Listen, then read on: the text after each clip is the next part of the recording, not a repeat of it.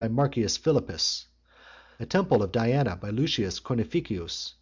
the temple of Freedom by Asinius Pollio, a temple of Saturn by Munatius Plancus, a theater and other noble edifices by Marcus Agrippa. He divided the city into regions and districts, ordaining that the annual magistrates should take by lot the charge of the former,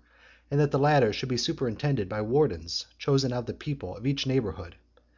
He appointed a nightly watch to be on their guard against accidents from fire, and to prevent the frequent inundations. He widened and cleansed the bed of the Tiber, which had in the course of years been almost dammed up with rubbish,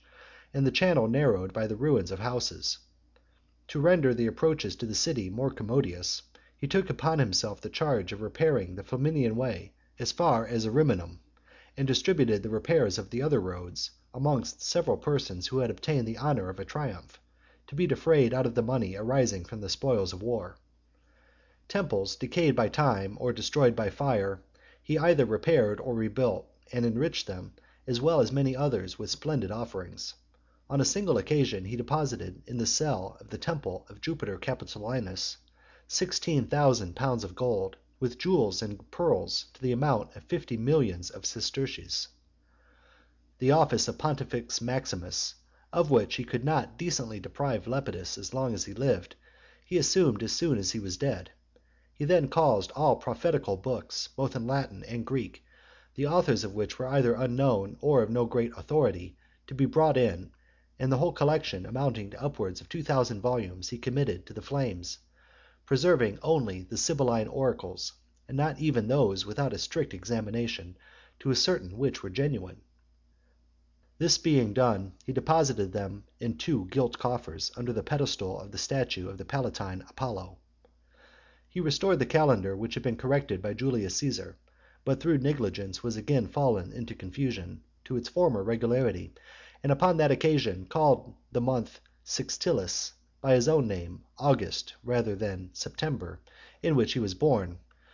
because in it he had obtained his first consulship and all his most considerable victories. He increased the number, dignity, and revenues of the priests, and especially those of the Vestal Virgins; and when, upon the death of one of them, a new one was to be taken, and many persons made interest that their daughters' names might be omitted in the list of elections, he replied with an oath, "If either of my own granddaughters were old enough, I would have proposed her." He likewise revived some old religious customs which had become obsolete, as the augury of public health, the office of high priest of Jupiter, the religious solemnity of the Lupercalia, with the secular and Comopolitan games. He prohibited young boys from running in the Lupercalia, and in respect of the secular games, issued an order that no young persons of either sex should appear at any public diversions in the night time,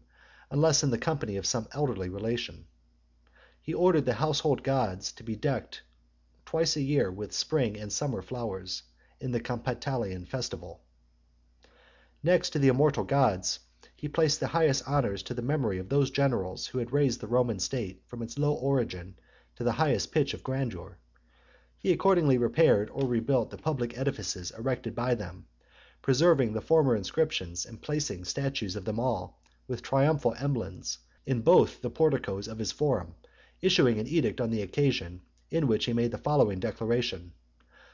"My design in doing so is, that the Roman people may require from me and all succeeding princes a conformity to those illustrious examples."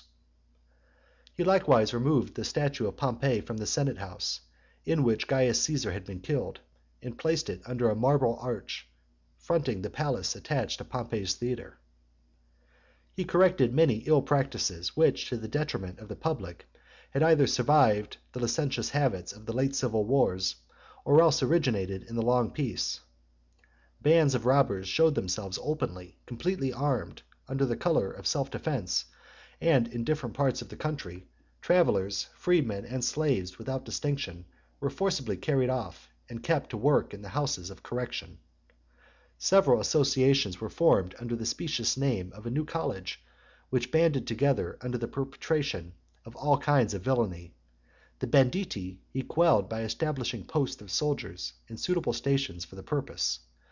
The houses of correction were subjected to strict superintendence. All associations, those only excepted which were of ancient standing and recognized by the laws, were dissolved. He burnt all the notes of those who had been a long time in arrear with the treasury,